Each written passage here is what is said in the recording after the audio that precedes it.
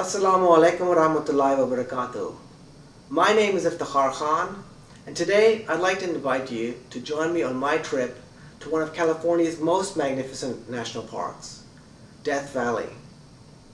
This park has been protected from human development by the US government because it features such astonishing variety of animals and plants, and it also features incredible scenery. California has been especially blessed in this regard, as it features so many world-class destinations, including Joshua Park, Sequoia National Park, Death Valley, and of course Yosemite. Today I'm going to share some personal footage shot by me in the park, and at the same time I'll share some historical and scientific knowledge in the process. I hope you enjoy the program. Let's go take a look. Death Valley, famous for being one of the hottest and driest places in the world, is located in the northern Mojave Desert, along the California-Nevada border. Along with its extreme conditions, it also features the lowest point in the Western Hemisphere, at Badwater, which is 282 feet or 86 meters below sea level. Death Valley contains over 970 species of plants and numerous species of mammals, birds, reptiles, amphibians, and fish. Coming here in the summer is a really bad idea, since summer temperatures average at 120 degrees routinely, due to the lack of surface water and low relief.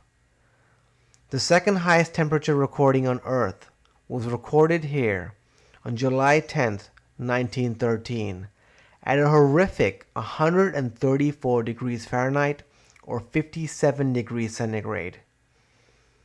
Even when we visited in the spring of 2005, the weather was almost unbearable down in the valley.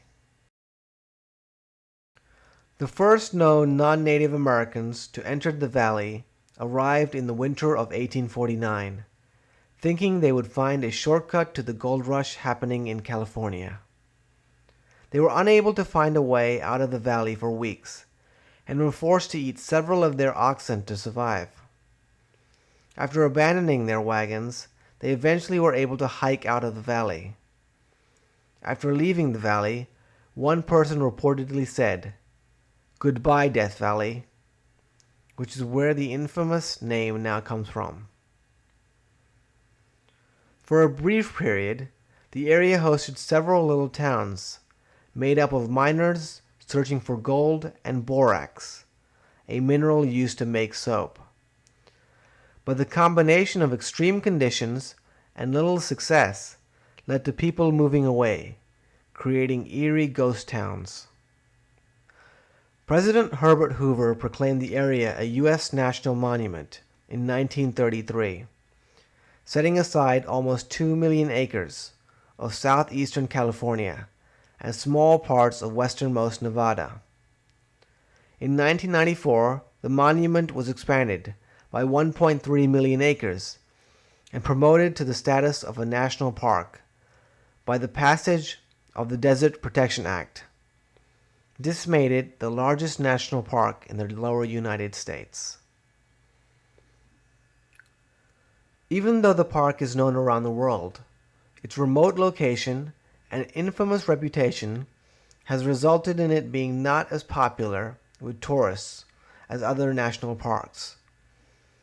During our visit, we often had miles of scenery all to ourselves.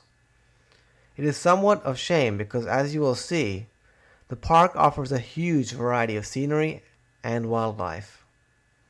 As mentioned earlier, Badwater is a salt flat that contains the lowest point in the Western Hemisphere. Stories relate that an early surveyor, whose mule wouldn't drink the water, marked on his map, Badwater, unintentionally naming the place. The massive sea of white is made up of almost pure table salt.